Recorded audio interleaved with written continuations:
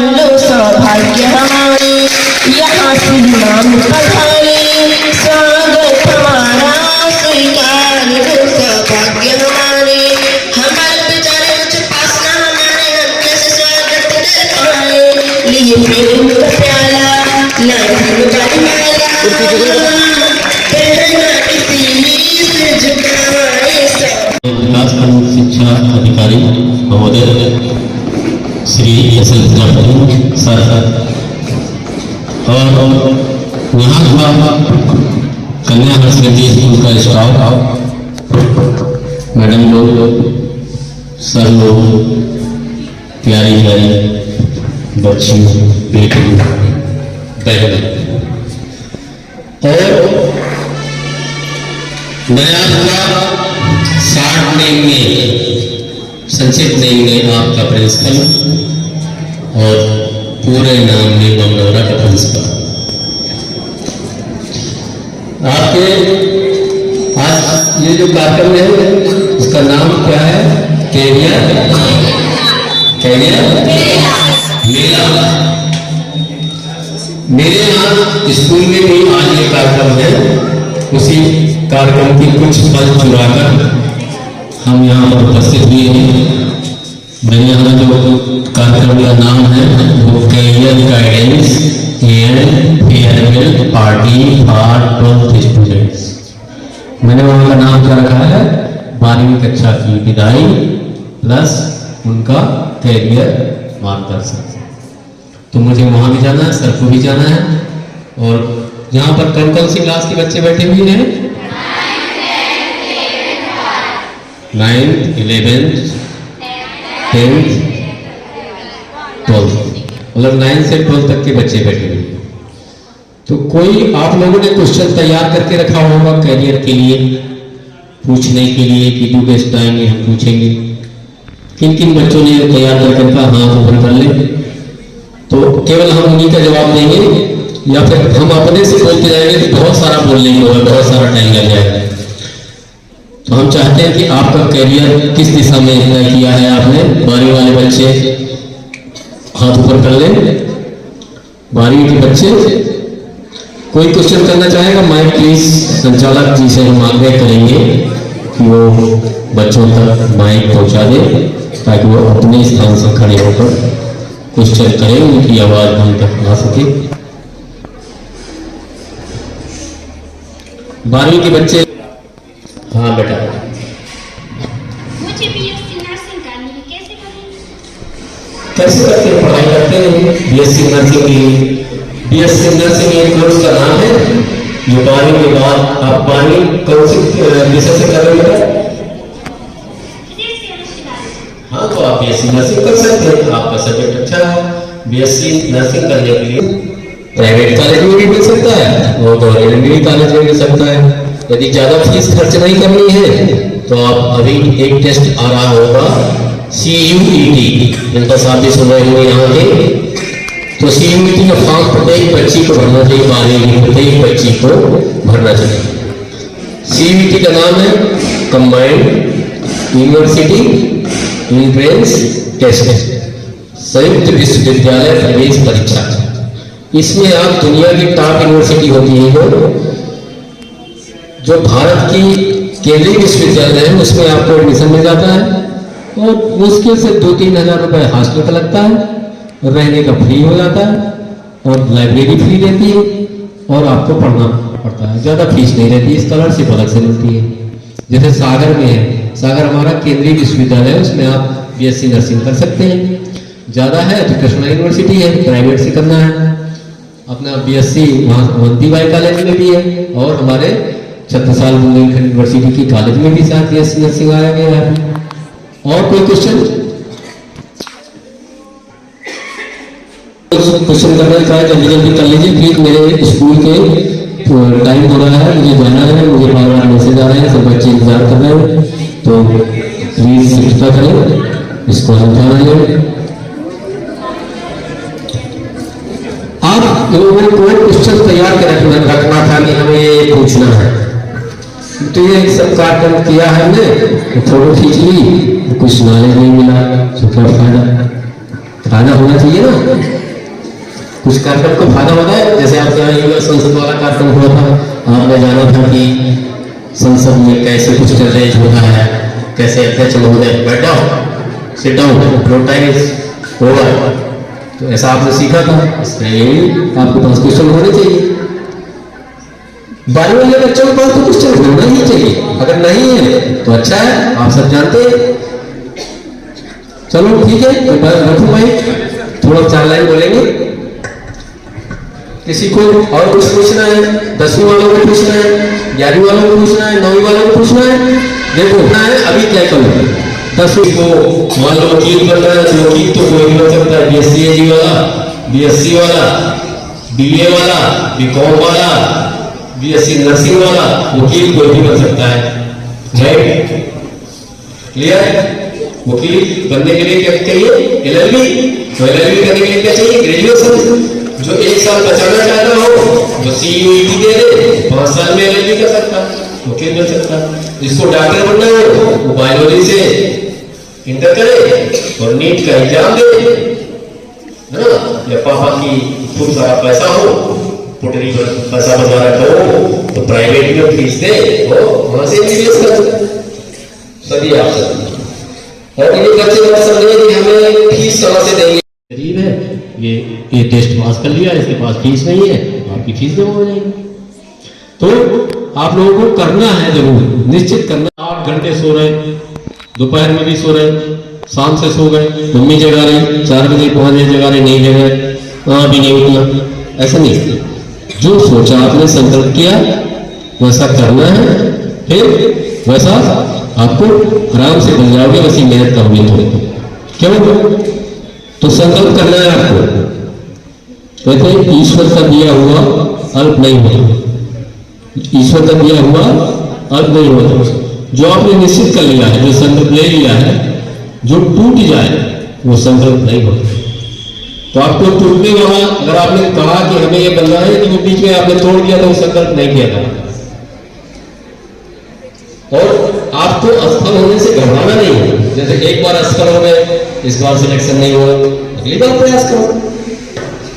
तो हार को हरगिज अपने से दूर ही रखना, हार को हरगिज अपने से दूर ही रखना।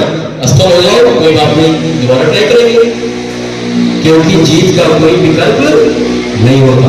जब आपका सिलेक्शन हो जाता है तो सब लोग आते हैं, आपको माला पहनाते हैं, आपका स्वागत करते हैं, कोई ये नहीं पूछता बेटा क्यों इतने साल असफल हुए, ये नहीं पूछता, ठीक है? और फिर struggle, DHS, determination, hard working और स्ट्रगल। स्ट्रगल क्यों करें हम? क्योंकि आप एक बार असफल हो गए तो दोबारा फिर से प्रयास करोगे, वो स्ट्रगल कहलाता है। तो आप असफल कभी नहीं होगे किसी भी फील्ड में। दुनिया में बहुत सारी फील्ड है, किसी को गाना आता है, अच्छा गायक बन सकता है, कोई अच्छे से खेती करवा सकता है, कोई अच्छी डांसिंग करता है, वो भी एक फील्ड है, कोई पेंटिंग करता है, कोई वकील बनना चाहता है, कोई डॉक्टर बनना चाहता है, कोई अच्छा किसान होता है। कोई प्रश्न हो? हाँ बेटा करो। मैं आपसे पूछना चाहती हूँ, जैसे कि 12th के बाद बायोलॉजी ली, फिर उसके बाद हम जैसे डॉक्टर नर्सिंग के बनने के लिए अवेलेबल पैसे या आर्थिक स्थिति सही नहीं है, तो हम उसके अलावा और कौन से कैरियर बना सकते हैं? आर्थिक स्थिति तो बिल्कुल मत बोलिए, क्योंकि हमारे पास बैंक है जो एजुकेशन लोन देते हैं, बिना ब्याज का देते हैं, कोई ब्याज नहीं होगी। जब आप डिग्री कर लोगे, डिग्री करने के 5 साल बाद तो बिल्कुल नहीं करना कि पैसे नहीं है, पैसे हो जाते हैं। आप पढ़िए तो वैसे कितने पैसे लगेंगे, सब मिल जाएंगे, ठीक है? ऐसी ऐसी सामाजिक संस्थाएं हैं, सामाजिक संस्थाएं हैं जो मदद करती हैं ऐसे बच्चों के लिए, जो मेरिटोरियस है, होशियार है, लेकिन अपनी फीस नहीं दे पाते। बहुत सारी संस्थाएं हैं जो आगे आ जाती हैं मदद करने के लिए। तो आप पैसे की बिल्कुल टेंशन नहीं करेंगे, आप तो तैयारी करिए, ठीक है? जब कोई न दे पैसे तो मेरे से बता देना, मैं अपने संग से ले लूंगा, ठीक? ठीक है? और कोई? होम्योपैथी में कौन से डॉक्टर चाहते हैं? होम्योपैथी में डॉक्टर तो डॉक्टर होता है, कौन सा डॉक्टर होता है? एक पशु वाला डॉक्टर होता है, एक आदमी वाला डॉक्टर होता है। पशु वाला डॉक्टर शेर का भी इलाज करता है, गाय का भी करता है, भैंस का भी करता है, बैल का भी करता है। और होम्योपैथिक वाला डॉक्टर जो होता है वो आयुर्वेदिक इलाज करता है। होम्योपैथिक जैसे अदरक है, लहसुन है, प्याज है, इन सारी चीजों से जो घरेलू चीजें होती थी उनसे दवाइयां करते थे, वो कहलाती है होम्योपैथिक। होम माने घर, घरेलू, पैथिक माने इलाज, घरेलू इलाज को होम्योपैथिक बोलते हैं।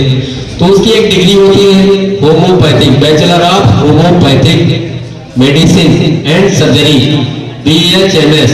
क्या कहलाता है? BHMS, bachelor of homeopathic medicine and surgery. Surgery की पढ़ाई सबकी एक जैसी होती है, केवल मेडिसिन की अंतर होती है। जैसे BMS, bachelor of Ayurvedic medicine and surgery, Ayurvedic medicine and surgery, surgery सबकी एक जैसी पढ़ाई होगी। सब लोग एक जैसा शरीर क्रिया विज्ञान पढ़ेंगे, सब लोग आपकी फिजियोलॉजी पढ़ेंगे, शरीर रचना विज्ञान सब एक जैसा पढ़ेंगे, केवल उनकी मेडिसिन का अंतर रहेगा बस। तो ये डॉक्टर होते हैं, इसमें नीट जो देते हैं ना, नीट एग्जाम देते हैं, उसी में जो टॉप वाला होता है वो MBBS में चला जाता है, उससे कम वाला आयुर्वेद में चला जाता है। और BHMS का अलग से टेस्ट भी होता है, ठीक है। आयुर्वेदिक डेंटल डॉक्टर जो दांत का डॉक्टर होता है वो नीट के थ्रू जाते हैं। BPT तो बैचलर ऑफ फिजियोथेरेपी, जैसे किसी का हाथ ऐसे मुड़ गया, ऐसे हो गया, अब उसको पोजीशन में लाना सीधा, तो ये थेरेपी वाले करते हैं, बैचलर ऑफ फिजियोथेरेपी। ये भी एक डॉक्टर होते हैं। जो PPT यहाँ से होती है कृष्णा यूनिवर्सिटी से होने लगी, वहाँ वो कोर्स है, ठीक है। और कोई question? Good afternoon sir. Sir जैसे कि इंजीनियरिंग में ब्रांचेस होती है, कंप्यूटर साइंस और सॉफ्टवेयर इंजीनियरिंग वगैरह, तो उनमें से इसमें क्या स्कोप है और हमें कौन सी करनी चाहिए? और आप अपने स्कूल से ही देख लो, सभी टीचर हमेशा कंप्यूटर की बात करते हैं। अरे यार ये डाटा चाहिए, ये सूची चाहिए, सब बोलते हैं ये फीड करना है, ये फीड करना है। क्या है? Computer science. आजकल कंप्यूटर साइंस का ये युग है। उसी कंप्यूटर साइंस की कई ब्रांच होती है, software, hardware, networking, data science, artificial intelligence, ये सारी कंप्यूटर साइंस की ब्रांच है, ठीक है। तो कंप्यूटर साइंस का जमाना चल रहा है। पहले केवल एक ब्रांच थी सिविल इंजीनियरिंग। क्या थी? सिविल इंजीनियरिंग, जो भवन में रोड बनाती थी। सिविल का एक बेटा हो गया तो क्या बन गई? Mechanical engineering. मैकेनिकल इंजीनियरिंग जो मशीन है बनी है ना, जो पंप सेट वगैरह दिख रहे हैं, मैकेनिकल इंजीनियरिंग आ गया। फिर मैकेनिकल इंजीनियरिंग से आ गया एक इलेक्ट्रिकल इंजीनियरिंग बन गया। इलेक्ट्रिकल से और टूट गया तो इलेक्ट्रॉनिक्स आ गया। इलेक्ट्रॉनिक्स का हो गया तो कंप्यूटर आ गया। और कंप्यूटर से कई ब्रांचेज होती जा रही, डाटा साइंस की होती जा रही, आर्टिफिशियल इंटेलिजेंस हो रहा है, सॉफ्टवेयर इंजीनियरिंग होती जा रही, ठीक है। इंफॉर्मेटिक्स हो रही है, इंफॉर्मेशन टेक्नोलॉजी हो रही है, सब इसी के हैं, इलेक्ट्रॉनिक्स के, ठीक। आपको नॉलेज होना चाहिए, कोई भी फील्ड हो। आप एग्रीकल्चर पढ़ रहे हो, एग्रीकल्चर में नॉलेज होना चाहिए। आप कॉमर्स पढ़ रहे हो, कॉमर्स में नॉलेज होना चाहिए। आप लॉ कर रहे हो, लॉ में नॉलेज होना चाहिए। आप जिस फील्ड में हो उसका आपको थ्रू आउट नॉलेज होना चाहिए। आपको जॉब से कोई नहीं रोक सकता। होटल मैनेजमेंट भी बहुत अच्छा कोर्स है।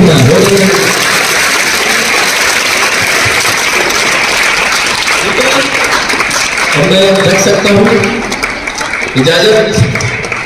और कोई क्वेश्चन? और एक बात और, आपके जो ये फ्लैग लगे हुए हैं ना, इसमें सब कुछ लिखा हुआ है, कहाँ क्या क्या क्या होता है, कैसे करते हैं, सब बता।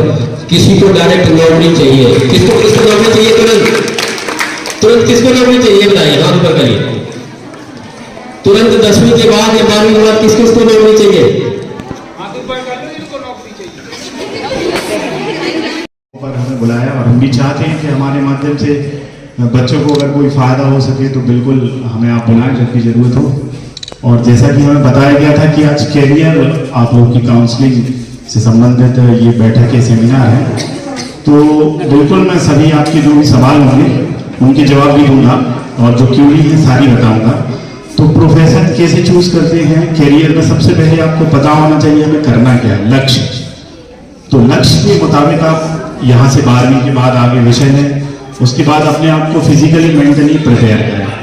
तो जैसा कि सर ने बताया कि पुलिस की जॉब के लिए आपको फिजिकल फिटनेस भी जरूरी है, साथ साथ मेंटल और इसके लिए। तो सबसे पहले मैं पुलिस के बारे में थोड़ा सा बता देता हूँ शॉर्ट में, फिर आपके सवाल ले लूँगा। पुलिस में यदि आप जानना चाहते हैं एज ए कांस्टेबल, पुलिस में सिर्फ 3 लेवल पे एंट्री होती है। पहला है कांस्टेबल, दूसरा है सब इंस्पेक्टर और तीसरा उसके बाद इंडियन लेवल पर होता है। तो पहली जो जॉब है कांस्टेबल की वो लगती है 10th एजुकेशन मिनिमम है इसमें 10th और एज है 18।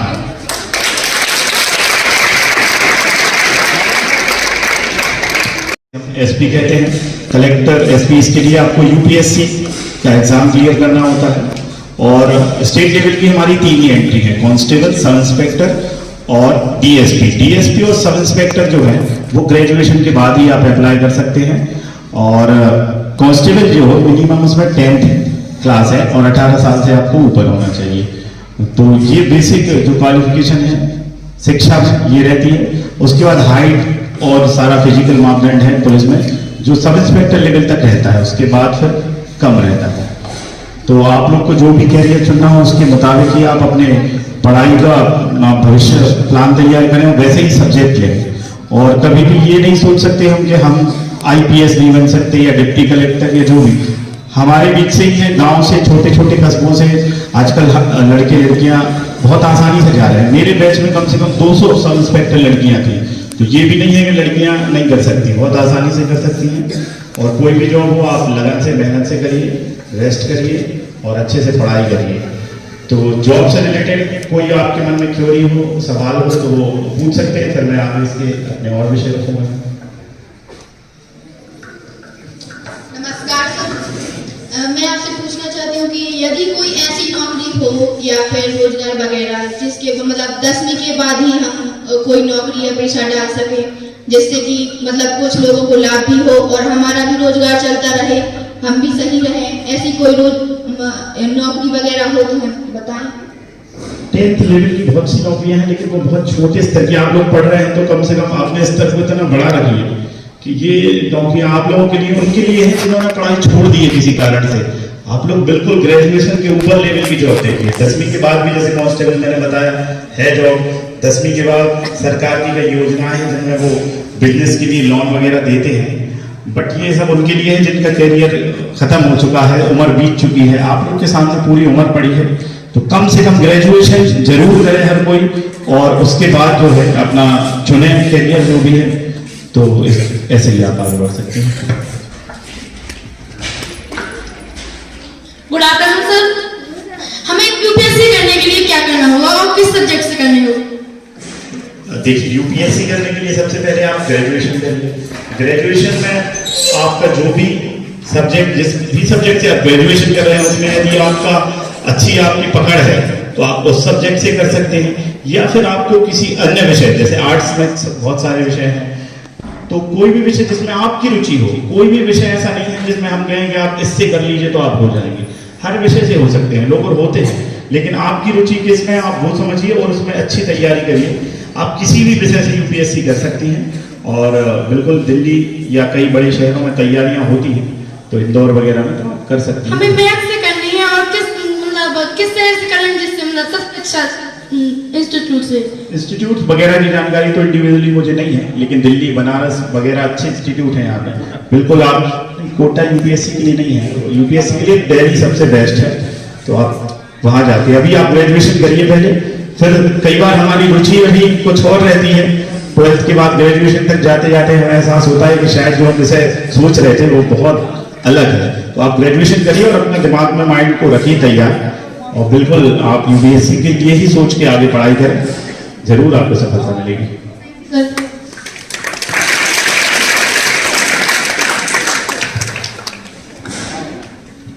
और किसी का क्वेश्चन? अब 2 क्वेश्चन पेपर होंगे, एक प्री एक मैथ्स।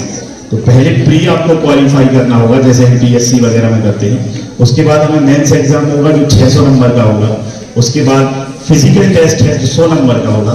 तो आपको फिजिकली फिट रहना बहुत जरूरी है, क्योंकि 100 नंबर बहुत बड़ा एक संख्या है जिसमें आप पीछे हो सकते हैं। और तीसरा है इंटरव्यू, तो 50 का इंटरव्यू, तो 750 नंबरों का ये पूरा एग्जाम होगा। तो सब इंस्पेक्टर की जो भी तैयारी ग्रेजुएशन के बाद करना चाहे तो अभी से उस हिसाब से अपने सब्जेक्ट सेलेक्ट करें और उसका सिलेबस भी डला है ऑनलाइन, तो आप उस पर आगे बढ़ सकते हैं।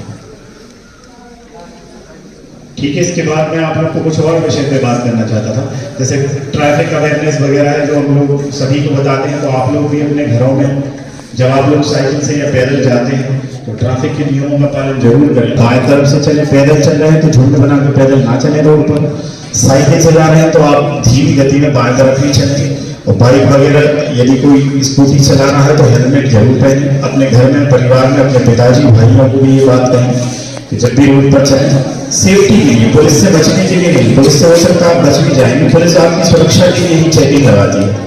तो क्योंकि एक्सीडेंट हम लोग रोज देखते हैं, तो घर में भी अपने भाइयों को, पिता को, जब आप स्कूटी चलाते हैं तो हेलमेट जरूर लगाएं, कार में सफर करते हैं तो सीट बेल्ट जरूर ही लगाएं। इसके बाद महिला अपराधों के बारे में मैं आपसे कुछ बात करना चाहता हूँ कि का नंबर भी मैं आपको नोट करा देता हूँ, यदि नोट करना संलग्न को मैं नोट करा दूंगा, आप लोग शायद पेन कॉपी नहीं ली है। एक मैंने बाहर शायद पोस्टर भी लगवाया था, क्या लगा है, तो उसमें सारे नंबर लिखे हैं, कंट्रोल के हैं, हम लोगों के हैं। तो यदि कोई किसी को किसी प्रकार की समस्या होती है, किसी बच्चे को, किसी लड़की को जो यहाँ नहीं बोल सकती, तो फोन पे हम लोगों को सूचना दे। कोई भी आपको कोई परेशान कर रहा है तो हम लोग को तत्काल बताएं, हम लोग आपकी उस पर मदद करेंगे। और किसी भी स्तर पर जब भी कोई परेशानी होती तो छुपाएं ना, चाहे अपने टीचर हो, चाहे माता पिता हो, चाहे हम लोगों से जरूर बताएं, क्योंकि छोटी छोटी बातें हम छुपा देते हैं, बाद में बड़े अपराध वो बन जाते हैं। तो यदि कोई ऐसी समस्या आप लोगों को हो तो तत्काल अपने टीचर से, हम लोगों से आप संपर्क करें, और ताकि हम लोग उसका निवारण कर सकें। तीसरी बात, बहुत आसानी से 50-50 हज़ार रुपये ले जाते हैं और हमको पता भी नहीं चलता है। तो सब आप लोग भी जो फोन यूज करते हैं, सोशल मीडिया यूज करते हैं, और घर पे आप लोगों की जो भी करता है तो संभल कर करें। कोई भी लिंक जिसमें पैसों की लालच है, कोई भी लिंक जिसमें आपको बताया जा रहा है कि आप इतने दिनों में अपने पैसे डबल कर लें, या फिर हम आपको ओटीपी के माध्यम से आपका अकाउंट बंद हो रहा है उसको चालू करा देते हैं, या ओटीपी के माध्यम से आपसे पूछें कि आपके घर में किसी को समस्या है, अगर आप ओटीपी नहीं बताएंगे तो उनका कार्ड बंद हो जाएगा। कुछ भी, आप किसी भी प्रकार के झांसे में ना आए, किसी भी अननोन लिंक जिसे आप नहीं जानते उस पर क्लिक ना करें। कोई भी लालच शेयर मार्केट की हो, चाहे टिकट बुकिंग की हो, चाहे कोई भी हो, आप अननोन लिंक पर जिसको आप नहीं जानते ऑफिशियली कभी क्लिक करके कोई जानकारी शेयर ना करें, क्योंकि और एक और अभी वर्तमान में चल रहा है साइबर फ्रॉड, ऑनलाइन गिरफ्तारी का एक चल रहा है। वीडियो कॉल आता है, एक पुलिस अधिकारी बैठा रहता है और कहता है आपको डिजिटल अरेस्ट कर लिया है। घर में हो सकता है किसी के साथ भी आप लोगों के ऐसा हो, तो आप लोग अलर्ट रहें, उनको बताएं कि ऐसी कोई डिजिटल अरेस्टिंग नहीं होती है। फोन पे आपको कोई अरेस्ट नहीं कर सकता, चाहे भले सामने आईपीएस बैठा हो या कोई भी। आपको डिजिटल कोई जो गिरफ्तारी है कोई होती नहीं है, ये सिर्फ फ्रॉड है।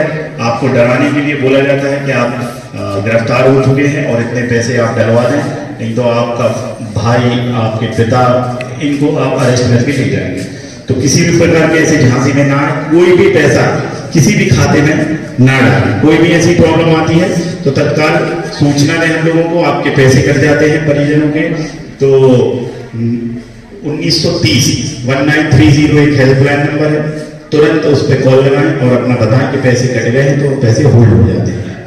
तो इन्हीं सब विषय के साथ मैं आपको जानकारी देने आया था, और जो भी समस्या आप लोगों को हो तो हमारे नंबर्स यहाँ हैं, आपके सब लोग के पास है, बाहर है, तो आप संपर्क कर सकते हैं।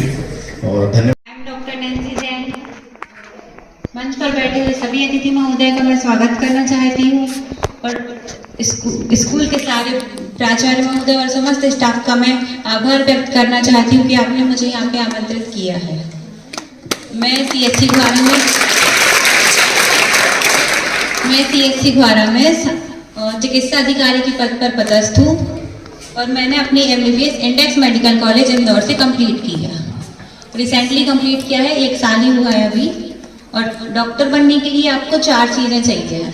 सबसे पहले डिटर्मिनेशन, कि डिसाइड करना है कि हमें क्या करना है लाइफ में, डॉक्टर बनना है, इंजीनियर बनना है, या कौन सी फील्ड में जाना है। उसके बाद डेडिकेशन, अगर डिसाइड कर लिया है कि डॉक्टर बनना है तो अब इस रास्ते में जितनी भी प्रॉब्लम आएंगी, क्योंकि इसमें कंटिन्यू पढ़ना पड़ेगा, मतलब 8 से 10 साल तो कहीं नहीं गए, मिनिमम इतना चाहिए है।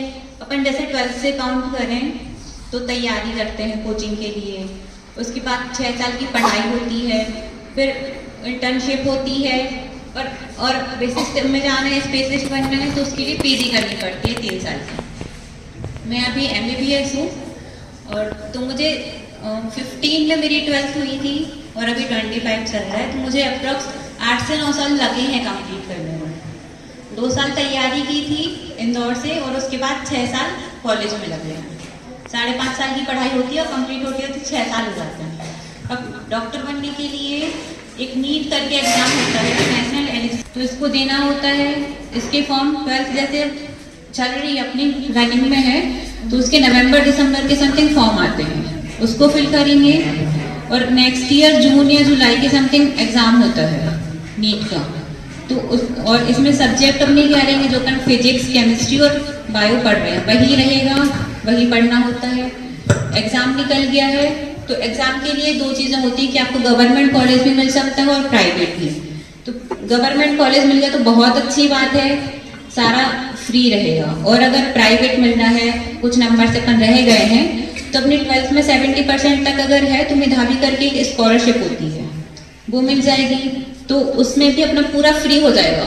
तो वो गवर्नमेंट के इक्वली होता है कि कुछ भी पे नहीं करना है। तो ये हो गया। उसके बाद में अगर आपको स्पेशलिस्ट बनना है, आपने 5 साल पढ़ाई की, उसमें 4.5 साल की पढ़ाई होती है और 1 साल की इंटर्नशिप होती है।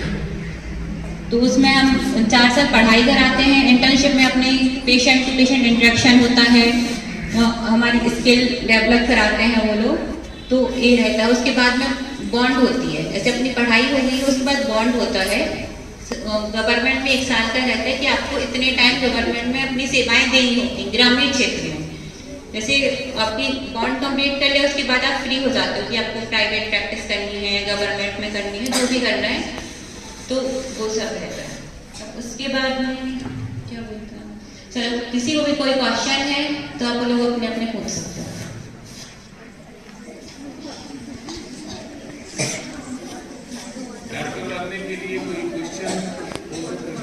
आप लोग घबराइए, बन सकते हैं, होम्योपैथी में जा सकते हैं, और योगा यूनानी करके भी होता है, उसमें भी जा सकते हैं।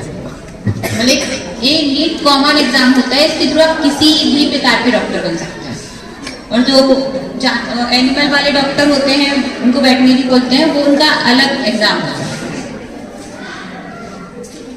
PMLT करके जो क्लिनिकल पैथोलॉजिस्ट होते हैं ना, पैथोलॉजिस्ट में क्लिनिकल लैब वगैरह खोल सकते हैं। DMLT डिप्लोमा होता है। और चलो आपने MBBS कर भी लिया है, इसके बाद भी अगर आपको डॉक्टर की जॉब नहीं करनी है तो UPSC मेडिकल एंट्रेंस करके एग्जाम होता है, जिससे आप, जैसे UPSC होता है ना, उसी टाइप में मेडिकल वालों के लिए भी UPSC होता है, तो उसमें भी आप जा सकते हैं। धन्यवाद देता हूं कि जिन्होंने मुझे यहाँ पर आमंत्रित किया। उसके बाद मैं आप समस्त अतिथिगणों को स्वागत करता हूं, क्योंकि मेरे भाड़ा का क्षेत्र है, इसलिए मैं आप सभी का यहाँ पे स्वागत करता हूँ। मैं यही वार्ड नंबर 1 भाड़ा से हूँ। मेरा नाम डॉक्टर रमाकांत तिवारी है। इसके बाद मैंने यहाँ से हाई सेकेंडरी स्कूल से 1 से लेकर 12वीं तक, मतलब 6वीं से लेकर 12वीं तक हाई सेकेंडरी स्कूल से ही 12वीं किया हुआ है। उसके बाद भोपाल के पीपल्स मेडिकल कॉलेज से मेरा MBBS हुआ है। मैं आप लोगों को ये बताना चाहता हूँ कि कैरियर मेरा इसलिए लगाया गया है कि आप मेडिकल फील्ड में क्या क्या कर सकते हैं। डॉक्टर तो ठीक है, डॉक्टर एक उसका वो है कि आप बन सकते हैं। मेडिकल में बहुत सारी ब्रांचें हैं, जैसे फार्मा हुआ, नर्सिंग हुआ, पैथोलॉजी मतलब पैथोलॉजी लैब हुई, एक्सरे हुआ, हर बहुत सारी ऐसी फील्ड है उसमें जिसमें आप काम कर सकते हैं। ऐसा नहीं है कि मेडिकल का मतलब सिर्फ ये होता है कि आप डॉक्टर ही बनोगे। डॉक्टर के अलावा भी बहुत सारी ब्रांचें हैं, तो आप वो कर सकते हो। इसके अलावा अगर आपको पर्टिकुलर प्रश्न पूछना है तो आप पूछ लीजिए, मैं उसके जवाब जरूर दूंगा आपको। मेडिकल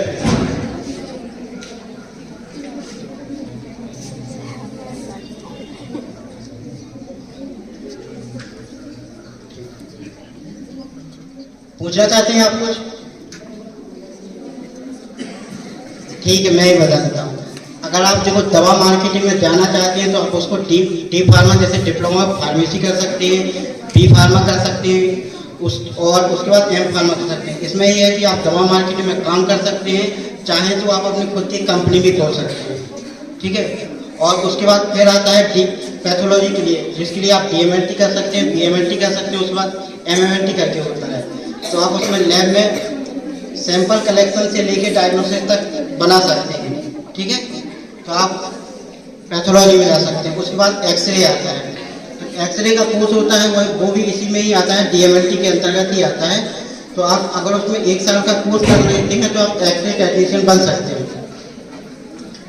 उसके बाद आता है नर्सिंग। नर्सिंग के बाद देखो सबसे बड़ा एग्जाम होता है नर्सिंग का नॉर्सेट करके होता है, जो एम्स एग्जाम लेता है। अगर आपने वो एग्जाम क्रॉस कर लिया तो आपके जो यहाँ पे डॉक्टर को पेमेंट मिलती है उससे भी ज़्यादा वहाँ पे पेमेंट मिलती है आपको, और उसके साथ आप फॉरेन में भी जा सकते हैं। सबसे ज़्यादा अगर नॉर्सेट में कहीं के स्टूडेंट निकलते हैं वो केरला के निकलते हैं, क्योंकि उनका एजुकेशन बेस बहुत अच्छा है। तो अगर आप नर्सिंग में जाना चाहते हैं तो नर्सिंग BSc कर सकते हैं, MSc कर सकते हैं। उसके बाद आप नॉर्सेट का एग्जाम दे सकते हैं, तो आपको बहुत अच्छी अपॉर्चुनिटी है। हाँ, डॉक्टर बनने के लिए है कि आपको डॉक्टर बनने के लिए नीट UG का एग्जाम देना पड़ेगा, और ऐसा नहीं है कि वो कोई कठिन बात है। आप नीट UG का एग्जाम दे सकते हैं। अगर आप 12th में 70% लाते हैं तो सरकार से आपको मेधावी छात्र योजना, जन कल्याण योजना, SC ST योजना के अंतर्गत आपका जितना भी एजुकेशन का जितना भी पढ़ाई का खर्चा है वो सरकार देगी। आपको अपने घर से कुछ भी नहीं देना पड़ेगा, सिर्फ आपको रहने का खर्चा ही देना पड़ेगा, बाकी आपको सरकार ही देगी। तो इस बात से मत डरिए कि आपको पैसे लगेंगे, पैसे नहीं लगते, आपको अपनी मेहनत लगती है। बनना क्या है, आज मन हो रहा है डॉक्टर बनने का, 6 महीने बाद हमें इंजीनियर बनना है, और आगे बढ़े तो किसी को पत्रकार बनना है। यानी कि हम डिसीजन ले ही नहीं पाते। और ये कैरियर काउंसलिंग का मतलब तभी निकलेगा जब हम पहले से तैयार हों कि हमें किस क्षेत्र में जाना है। ये अपना मन हमें बनाना पड़ेगा, और मन बनाने के लिए जरूरी है कि हम कितनी मेहनत कर सकते हैं, हमें अपनी क्षमताओं का भी पता होना चाहिए। लेकिन हम लोग क्या करते हैं, एक अंधी दौड़ में शामिल हो जाते हैं। हमारी सहेली, हमारा फ्रेंड ये इस लाइन में जा रहा तो हमें भी वही करना है, उसने बायोलॉजी ली है तो हमें भी बायोलॉजी देना है, फलां व्यक्ति ने मैथ लिया है तो हमें भी मैथ। अब बन तो नहीं रहा हिंदी और मैथ ले लिया हमने, अब बनाया कौन बनाता हमारे कैरियर? पॉसिबल है क्या? बताओ, संभव है क्या? नहीं है।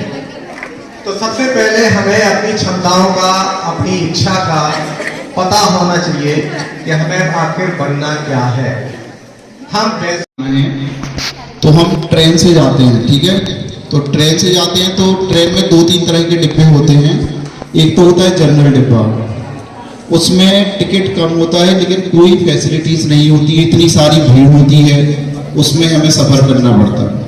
दूसरा डिब्बा होता है स्लीपर, जिसमें अपन को पूरी एक सीट मिलती है, बढ़िया पैर पसार के लेटते हुए जाओ, उसका किराया ज़्यादा होता है।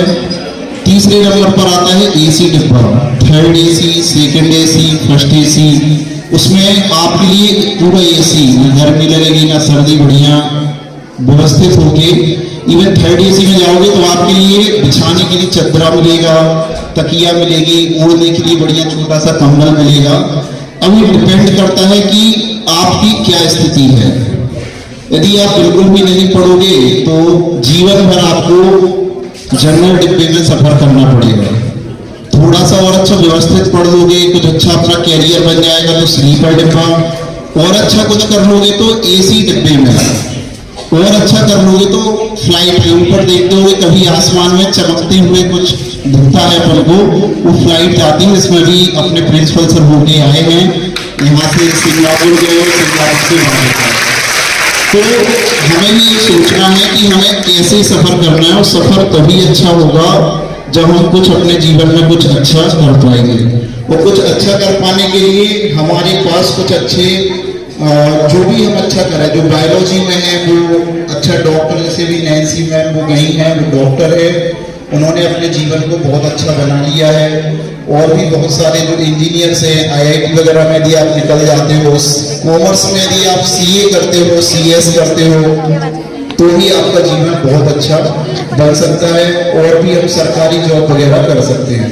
मेरा जो सब्जेक्ट है वो कॉमर्स है, कॉमर्स में मेनली 3 सब्जेक्ट है, अकाउंटेंसी, लेखा शास्त्र जिसको हिंदी में लेखा शास्त्र बोलते हैं, बिजनेस स्टडी व्यवसायिक अध्ययन बोलते हैं, और इकोनॉमिक्स को अर्थशास्त्र बोलते हैं। ठीक है, तो जो कॉमर्स में जो मेन सब्जेक्ट है वो लेखा शास्त्र है, इसी के बारे में हम समझते हैं। लेखा शास्त्र मेनली होता है कि बिजनेस की लैंग्वेज है, कोई भी व्यापारी हो, छोटा बड़ा कोई बिजनेस कर रहा हो तो उसमें कितना लाभ हुआ है, कितना हानि हुई है, तो उसके लिए अकाउंटेंसी का मतलब होता है कि कितना हमारे बिजनेस में लाभ। कोई भी आप व्यापार देखते हो, मार्केट में आप जाते हो, इतनी सारी दुकानों पे भीड़ लगी होती है, इतनी उनके यहाँ बिक्री होती है, सेल्स होती है, वो परचेस करते हैं, सैलरी बांटते हैं, रेंट देते हैं, तो उन सभी का हिसाब किताब करना होता है, जो एक कॉमर्स का स्टूडेंट ही कर सकता है, जिन्होंने कॉमर्स लिया हो और बीकॉम एमकॉम वगैरह कर रखा हो। ठीक है, इसके अलावा बहुत सारी चीजें हैं कि कॉमर्स में सबसे पहले जो सबसे अच्छा कोर्स होता है वो सीए होता है, चार्टर्ड अकाउंटेंसी। उसमें 3-4 चीजें हम कर सकते हैं। कोई भी कंपनी, उसमें 4-5 चीजें होती हैं, टैक्सेशन होता है, ऑडिटिंग होती है, फाइनेंस होता है, इसके अलावा अकाउंटेंसी होती है, ये सब चीजें उसमें होती हैं। तो इसमें बहुत सारा अच्छा पैसा भी है, बहुत सारा कुछ हम अच्छा कर सकते हैं। एक चीज बस ये कहना चाह रहा हूँ कि आप कुछ भी करो, चाहे आप मैथ्स लो, बायो लो, कॉमर्स लो, आर्ट्स लो, एग्रीकल्चर लो, पढ़ना तो पड़ेगा। यदि आप सोचे कि हम मैथ्स ले लें बिल्कुल तुरंत हमारी जॉब लग जाएगी, तो ऐसा कुछ भी नहीं है। चाहे बायोलॉजी लो, सभी में आपको मेहनत तो बहुत बहुत करनी पड़ेगी, उसके बिना आपका कुछ भी होने वाला नहीं है, कंपटीशन बहुत है। ठीक है, यदि आपने कॉमर्स लिया है, और कॉमर्स में सबसे अच्छा जो कोर्स होता है वो सीए है। इसमें 4-5 चीजें होती हैं। कोई भी कंपनी, भारत देश में इतनी सारी कंपनी, सामने पेट्रोल पंप आप देखते होंगे, इतने सारे पेट्रोल पंप लोग भराने आते हैं, इनका ऑडिट पेट्रोल पंप को जरूर कराना पड़ता है। मैं अपने को टी कमर में कुछ ऐसे लड़कों को जानता हूँ कि वो 70, 80 फर्मों का काम कर रहे हैं, वो एक फर्म से उन्हें 10,000 रुपए से कम नहीं मिलता। वो केवल उन्होंने क्या किया है, बीकॉम किया है, टैक्स का उनको काम आता है, जीएसटी का काम आता है, इनकम टैक्स का काम आता है, 5-7 लाख रुपए साल तो वो ऐसे ही कमा रहे हैं। क्योंकि कोई भी कंपनी या कोई भी फर्म जिसका सेल्स, बिक्री जिसकी 40 लाख रुपए से ज्यादा है, उसको GST, goods and service tax, वस्तु एवं सेवा कर का भुगतान सरकार को करना पड़ता है। वो काम कौन करता है? वो काम कॉमर्स स्टूडेंट जिन्हें जीएसटी का नॉलेज है वो ही करते हैं। बहुत सारी कंपनियां होती हैं जिनका टर्नओवर 2 करोड़ से ज्यादा है, उनको ऑडिट कराना पड़ता है। ऑडिट का काम कौन करता है? सीए, चार्टर्ड अकाउंटेंट ही करता है, और एक काम भी सीए जो करते हैं वही कर सकते हैं। तो फाइनेंस का मतलब होता है, आप लोगों के घर में कई लोग यहाँ ट्रैक्टर होगा, बाइक होगी, कार होगी, तो कई सारे लोग इसका लोन लेते हैं। लोन की पूरी फाइलें बनती हैं, और फाइलें बनाने के भी लोग पैसे लेते हैं, 2,000-3,000 रुपये चार्ज कर लेते हैं लोन की फाइल बनाने के लिए। तो ये सारे काम हम तभी कर पाएंगे जब हमें कॉमर्स लेंगे, कॉमर्स से हम सीए वगैरह करेंगे, कोई ऐसा बीकॉम वगैरह करेंगे, उसका यदि हमें नॉलेज होगा तो हर चीज में बहुत पैसा है। बस हमें क्या करनी पड़ेगी? बहुत मेहनत करनी पड़ेगी। हम बीकॉम भी कर सकते हैं, एमकॉम कर सकते हैं। कॉमर्स में 3 चीजें होती हैं। सीए के बारे में बता चुका हूं कि ऑडिट करना है, टैक्सेशन करना है, जीएसटी इनकम टैक्स का काम करना है, फाइनेंस मतलब लोन वगैरह प्रोसेस कराना है, तो उसके लिए आपको सीए करना पड़ेगा। उसके अलावा CMA, cost and management accountant, या उसको सीडब्ल्यूए भी बोलते हैं, कॉस्ट एंड वर्क अकाउंटेंट्स। एक माइक है, ये कितने रुपए में बना है किसी को कुछ नहीं पता। तो गवर्नमेंट ने ये बोला है कि जो कंपनियां प्रोडक्ट बनाती हैं उसकी लागत क्या है। ये माइक बनाए तो इसकी लागत क्या है, जो पेन यूज करते हैं उसकी लागत क्या है। तो बड़ी बड़ी कंपनी जो मैन्युफैक्चरिंग कर रही हैं, उत्पादन प्रोडक्शन कर रही हैं, उनके लिए कॉस्ट अकाउंटेंट, लागत लेखांकन रखना जरूरी है। कोई भी कंपनी हो, बड़ी बड़ी कंपनी, जिसके पास सीएमए की डिग्री होगी या कॉस्ट अकाउंटेंट जो होगा वही उस कंपनी में कॉस्ट अकाउंटिंग का काम करेगा। और लगभग हर कंपनी में एक कॉस्ट अकाउंटेंट होना कंपल्सरी है, जरूरी है। तो सीए की बात हो गई, सीएस की बात हो गई, अब आते हैं सीएमए। कॉस्ट एंड मैनेज, ये हो गया CS मतलब होता है कंपनी सेक्रेटरी। जो भी बड़ी बड़ी कंपनीज होती हैं भारत देश में, बहुत सारे कानून हैं, सेबी एक्ट है, कंपनीज एक्ट है, कॉन्ट्रैक्ट एक्ट है, गुड्स एंड इनकम टैक्स वगैरह कई सारे एक्ट हैं, लेबर एक्ट है, वेजेस एक्ट है। तो जो भी कंपनी होती है अलग अलग तरह के लॉस को उनको फॉलो करना पड़ता है, जो सरकार के नियम है उसके लिए उनको CS कंपनी सेक्रेटरी रखना बहुत जरूरी होता है।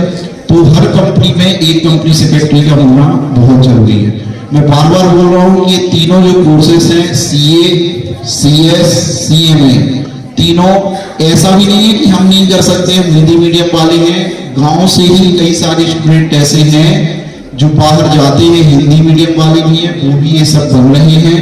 हमारे ही अभी नैन्सी मैम थी, सर थे तिवारी सर, वो लोग भी भारत से रहकर उन्होंने इतनी अच्छी डिग्री हासिल की, पढ़ाई की और वो कुछ अच्छा बढ़ पाए। ठीक है, इसके अलावा CA, CS, CMA हो गया। कोई भी फैक्ट्री होती है अलग अलग डिपार्टमेंट होते हैं। सबसे पहला परचेज डिपार्टमेंट, बड़ी फैक्ट्री की बात कर रहा हूँ, यहाँ की बात नहीं कर रहा हूँ कि किसी किराने की दुकान है, कपड़े की दुकान है, तो वो सब खुद ही मैनेज कर लेते हैं, खुद ही सारा काम कर लेते हैं। जो बड़ी बड़ी फैक्ट्रीज होती हैं उसमें अलग अलग चीजें होती हैं। एक व्यक्ति होता है जिसका काम होता है परचेस मैनेजर, जिसका काम होता है फैक्ट्री में जितनी भी खरीदी होगी वो उसी के सामने से होगी, उसी के द्वारा होगी। परचेस मैनेजर, सेल्स मैनेजर की उसको सेल्स एंड मार्केटिंग मैनेजर, जो उसको पूरा सेल्स करना है, बिक्री के लिए नए नए ऑर्डर लेकर आने हैं, मार्केटिंग करनी है। इंपोर्ट एक्सपोर्ट मैनेजर होता है जो भी आयात निर्यात करते हैं। आयात निर्यात का मतलब होता है जो भी हम विदेशों से सामान खरीदते हैं, बेचते हैं, तो इंपोर्ट एक्सपोर्ट मैनेजर भी होता है। प्रोडक्शन मैनेजर होता है जो उत्पादन के लिए फैक्ट्रीज वगैरह, मशीनें वगैरह चलाने के लिए होता है। टैक्सेशन मैनेजर भी होता है, ऑडिट मैनेजर भी होता है। अलग अलग तरह के मैनेजर होते हैं, उसके लिए अलग अलग तरह से हमें डिग्रियां वगैरह सब कुछ करनी होती है। यदि हम वो करते हैं तो हमें बहुत अच्छी जॉब मिलती है। ठीक है, आज के लिए इतना ही। और जो भी इसके डाउट हो आगे लोग पूछना। गाय भैंस क्या क्या हम उसी तरीके से जीवन जिएंगे क्या कि जो है जगह जगह दरवाजे घूम रहे और जो मिल गया जिसने किसी ने दे दिया, किसी ने डंडा मार दिया तो भाग गए, फिर दूसरे दरवाजे गए? क्या इस तरीके से जीवन जीना है? तो अब स्कूल क्यों आते हैं? सबसे पहले मैंने एक महीने पहले भी एक क्वेश्चन दिया था कि आप स्कूल आते क्यों हैं? पढ़ने के लिए।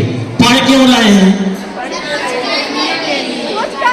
हाँ, कुछ करने के लिए। ये कुछ करना ही कैरियर है। अगर आप लोग देखो सही बात कह रहे हैं, साची तो ऐसा ना सोचो कि हम तो बस 10वीं 12वीं कर लेंगे, माता पिता हमारी शादी कर लेंगे और हमें रोटी बनाने और रोटी थोप के और फिर खुआने बस हमारी जाए जिंदगी जाए। अगर ऐसा सोचते हैं तो आपका जीवन कैसे समान है? पशु के समान है। ये मानसिकता से आप जब तक बाहर नहीं निकलेंगे कि हमारा काम सिर्फ शादी हो जाए, हम रोटी बना करके परिवार का पालन पोषण करते रहें, तो ये जीवन आपका व्यर्थ है। आजकल अच्छा जीवन जीने के लिए इतने खर्चे हो गए हैं कि दोनों को, नर को और मादा को, पुरुष को महिला को, दोनों जो है परिवार को चलाने के लिए कमाना पड़ेगा और जब कमाएंगे तभी अच्छे से खर्च कर पाएंगे। तो कमाने के लिए क्या चाहिए आपको? ये जो कक्षा 9वीं में अभी बच्चे पढ़ रहे हैं ना, यही सही समय है अपने जीवन के बारे में सोचने का। 9वीं में पढ़ने वाले बच्चे हैं, उनको भी सोचना पड़ेगा, अभी अपना निर्णय बनाना पड़ेगा कि हमें करना क्या है।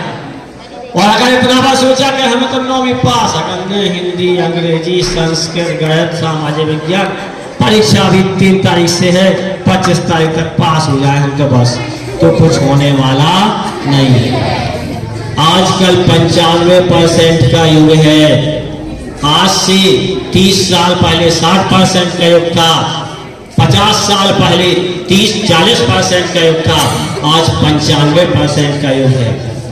आपको जो है बहुत ज्यादा मेहनत करनी पड़ेगी। सिर्फ पास के लिए आप पढ़ेंगे तो बस इस पार से उस पार तो हो जाएंगे, एक क्लास तो हो जाएंगे, और जीवन में बस वही रोटी बनाना और खिलाना ही होता है। हम साथी कह रहे हैं, बुरा लग रहा है ना। 95% का युग है, और 95% आसानी से जो है ये आप शुरू से पढ़ेंगे। 90% 95% वही बच्चे आगे बढ़ पाएंगे। अपने विद्यालय में ये जो रिजल्ट की साड़ी लगी हुई है ना, इनमें से देखिए बहुत से बच्चे इन्हीं साड़ियों में से निकले हैं, इन्हीं में से। तो आपको उस लक्ष्य को निश्चित करना होगा, और जब तक आप लक्ष्य निर्धारित नहीं करके हमें करने का है, बोले हम स्कूल आ रहे तो पढ़ भी आ रहे, पढ़ करके लाने रहे, जब तक ये नहीं सोचेंगे आपकी रुचि क्या है, रुचि क्या है। इनकी रुचि है बात करना, इन तीनों की रुचि अभी बात कर। कैरियर के बारे में आप आगे पढ़कर क्या करें, जरूरी नहीं है कि आप पढ़कर नौकरी करें। अगर आपकी इच्छा है खेल में तो आप खेल खेलिए, आपकी इच्छा कोई व्यवसाय करने में तो व्यवसाय कीजिए। जिस चीज में आपकी इच्छा है पूरी लगन के साथ, खेल में इच्छा है दम से खेल खेलिए, पूरा 100% देगा, नौकरी अपने आप मिलेगी। बस आपको वहां से गोल्ड मेडल लाना पड़ेगा। जिस नौकरी पर आप उंगली रखेंगी वो बन जाएगी। आरक्षित रहते हैं स्थान, तो आपको 100% मेहनत करनी पड़ेगी। आपकी इच्छा पढ़ाई में नहीं है, बस खेल खेलिए।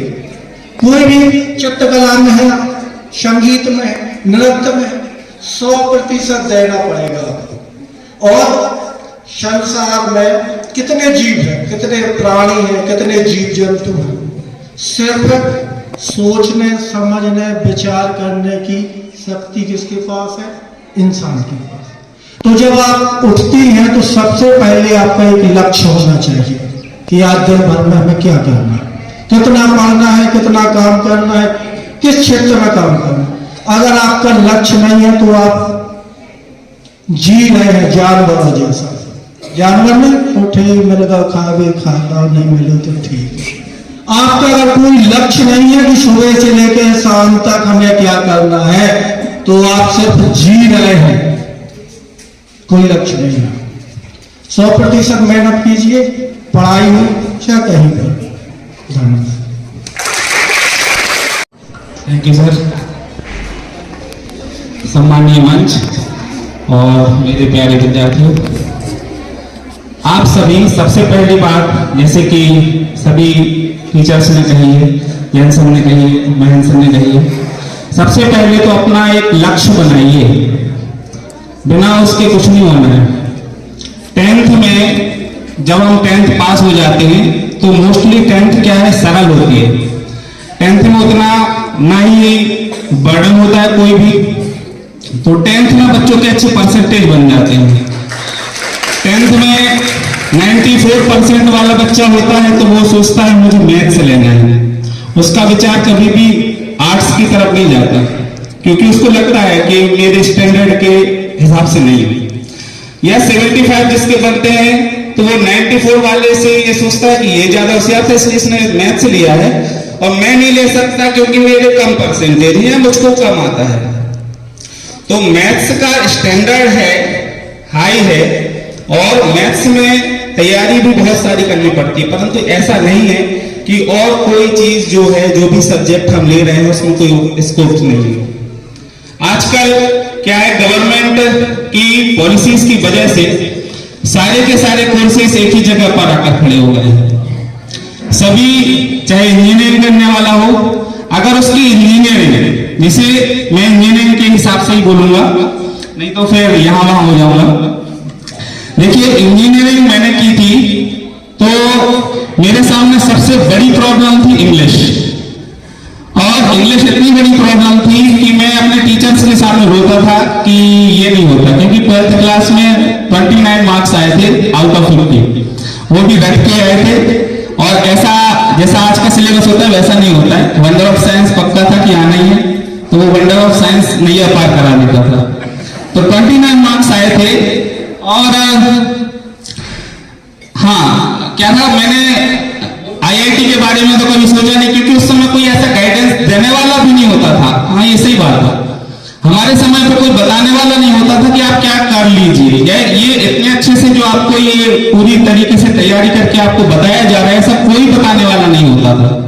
खुद ही आपको जो करना है करो, नहीं करना है अगर घर वालों से पूछ लिया तो करना, तुमको करना है तुम कर सको तो कर लो, नहीं करना है तो नहीं करो। अगर किसी रिश्तेदार से पूछ लिया तो वो कहता कि तुम कैसे कर सकते हो, तुम्हारी तो हिम्मत ही नहीं है करने की, क्योंकि रिश्तेदार वगैरह इतनी अच्छी सलाह ज्यादातर नहीं दे पाते। तो मैं जब इंजीनियरिंग में गया तो जो टीचर्स थे मेरे, इंग्लिश में ही सब लिखाते थे, इंग्लिश में ही सब बताते थे। मेरे सामने सबसे बड़ी प्रॉब्लम कि जब वो लिखाएं तो मैं बाजू में इंग्लिश मीडियम के लड़के को बिठाता था और बोलता था भैया थोड़ा धीरे धीरे लिखना था कि मैं भी लिख सकूं आपके साथ। उसको बिठाल करके फिर मैं लिखता था, नकल उतारता था, ये करता था वो करता था और मुझे समझ में कुछ नहीं आता था। फिर मैंने क्या किया कि एक दिन मैं लाइब्रेरी में बैठा रो रहा था कि कहां से तो आ गया, क्योंकि एक बार मेरा इंजीनियरिंग में पीईटी का एग्जाम फॉर्म रिजेक्ट हो गया था। तो एक साल मैंने हरि सिंह यूनिवर्सिटी से बीएससी भी किया है, वो जबरदस्ती में। जबरदस्ती कभी नहीं करना, चाहे कुछ हो जाए, ना माता पिता की जबरदस्ती ना किसी रिश्तेदार की जबरदस्ती। ये रियलिटी है कि जब आप सफल होंगे हर कोई आगे खड़ा हो जाएगा आपके साथ में, परंतु जब आप फेल होंगे कोई नहीं दिखता है, दूर दूर तक कोई नहीं दिखता है। माता पिता भी आपकी समस्या आपके ऊपर डाल करके किनारे हो जाते हैं। मैं किसी की बुराई नहीं कर रहा हूं, परंतु आपकी जिम्मेदारी है, आपको ही उठानी पड़ेगी और कोई नहीं उठा सकता है। आप घर से, आपके पास कोई ऑप्शन है, आपके पास कोई ऑप्शन है कि आपकी शादी हो जाएगी, कोई और लड़का होगा वो आपका खर्चा सब उठाएगा करेगा। लड़कों के पास में ऑप्शंस नहीं होते। जो लड़के पीछे बैठे हैं आपके पास में कोई ऑप्शंस नहीं, आपको करना ही पड़ेगा। आप इसी के लिए ही पैदा हुए और किसी चीज के लिए नहीं हुए, चाहे आपसे हुए चाहे बिल्कुल नहीं हो। बीएससी करते समय जब मुझे मेरा मन नहीं था बीएससी करने का, फिर भी पापा ने कहा कि कर लो, अच्छी है, हरि सिंह यूनिवर्सिटी बहुत अच्छी है, कर लो। मैं एक साल जाता रहा, राजपूत सर थे उनके पास मैथ्स पढ़ता रहा, एक दुबे सर थे उनके पास फिजिक्स पढ़ता रहा। इंटरेस्ट नहीं आता था, लगता था मुझे इंजीनियरिंग करनी है। फिर मैंने एक अपने दोस्त के कहने पर पीईटी का फॉर्म भरा। आईआईटी का फॉर्म इसलिए नहीं भरा था, उस समय आईआईटी का अलग फॉर्म भरता था, पीईटी का स्टेट लेवल का अलग फॉर्म भरता था और एआईईई अपना अलग एग्जाम देता था। परंतु अब जो है, अब JEE जो है वो ही एक एग्जाम होता है, उसी से सारे कॉलेजेस मिलते हैं। तो मैंने वो एग्जाम दिया, पास हो गया, इंजीनियरिंग कॉलेज में पहुंच गया। पहली बार जिस दिन मैंने किताब खोली मैंने कहा ये तो इंग्लिश में, मुझे मतलब ये नहीं पता था कि इंजीनियरिंग जो है वो इंग्लिश में होती है। तो मैं रो रहा था लाइब्रेरी में बैठा हुआ, एक मैडम आई, दुबई मैम थी, मेघना दुबई मैम नाम था उनका, और बोली क्यों रो रहे हो? हमने कहा मैम मुझे समझ में नहीं आती, कुछ नहीं होने जाने वाला और मुझे यहाँ से फिर जाना पड़ेगा। मैम ने कहा कोई दिक्कत नहीं है, इंग्लिश पे कमांड बनेगी, आप पढ़ो, आप लिखो, आप बोलो, आप सुनो। और यही चार चीज है, सर जानते हैं इंग्लिश सीखने के यही चार चीज है और कोई नहीं है। बोलो, सुनो, लिखो, पढ़ो, और कोई नहीं। फिर मैंने किया, इंजीनियरिंग हो गई। इंजीनियरिंग के लिए बहुत सारे स्कोप्स जो उस समय नहीं पता होते थे, केवल मैंने इलेक्ट्रॉनिक्स कम्युनिकेशन से किया, मैकेनिकल से कई सारे लोगों ने किया। धीरे धीरे हमारे देश में ऐसा माहौल बनता गया कि जो इंजीनियरिंग के छात्र थे, जो सामान्य कॉलेजों के जो छात्र थे, वो उनके लिए जॉब्स के ऑप्शन इतने नहीं होते थे, या तो दूर जाओ, बेंगलोर साइड जाओ या पुणे साइड जाओ, तो इतने ये ऑप्शन होते थे। तो मैंने किसी कारण का सुना जाना नहीं सीखा, मैंने कोचिंग की, तैयारी करता रहा, तैयारी करता रहा, तैयारी करता रहा, तैयारी करता रहा। आज भी मैं तैयारी कर रहा हूं, परंतु मैं असफल नहीं हूं। क्यों? क्योंकि मैंने अपने हिसाब से कोर्स चुना, मैंने अपने हिसाब से पढ़ाई की, परिस्थितियां जो भी आई उनका सामना किया और आज भी मैं तैयारी कर रहा हूं कि कुछ अच्छा हो जाए। परंतु सबसे अच्छा बात यह है कि शायद मुझे शिक्षक ही बनना था, इसलिए मैं आप सबके सामने आया। तो बहुत सारे ऑप्शंस हैं, इसके लिए केवल आपको एक ट्री है, उसमें पेड़ बना हुआ है, उसमें बहुत सारे कहां आप जा सकते हैं।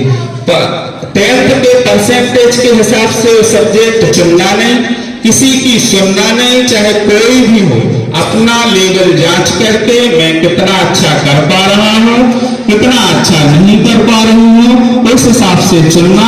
मैथ्स लेना हो, बायो लेना हो, कॉमर्स लेना हो, इकोनॉमिक्स लेना हो, और भी कुछ अगर नया शुरू होगा तो वो भी लेना हो, परंतु अपने इंटरेस्ट के हिसाब से लेना और उसी ओर आगे बढ़ना। अभी तो गवर्नमेंट ने ड्यूटी वगैरह भी चालू किया है, तो ये ड्यूटी इसलिए नहीं है कि केवल 9th 10th 11th 12th में पढ़ लिया और बस छोड़ दिया। ड्यूटी इसलिए है ताकि आप अगर मान लो पढ़ाई कर रहे हैं तो आप ब्यूटी पार्लर है, ब्यूटी पार्लर वहां पर कुछ करें, कुछ करने के बाद में उससे अर्निंग होगी, अर्निंग से आप अपनी पढ़ाई पर खर्च कर सकते हैं, आपको किसी पर डिपेंड नहीं रहना पड़ेगा। सबसे खतरनाक चीज होती है किसी पर डिपेंड रहना। और पढ़ाई हमको केवल इसलिए करनी चाहिए कि हम इंडिपेंडेंट बने, ना ही हम घमंडी बने, ना ही हम किसी का अपमान करना सीखें, केवल हम अपने ऊपर आश्रित हों, किसी दूसरे पर आश्रित नहीं हो। इसी के साथ मैं अपनी वाणी में विराम देना चाहूंगा। किसी की देखा देखी में नहीं करना है, इसीलिए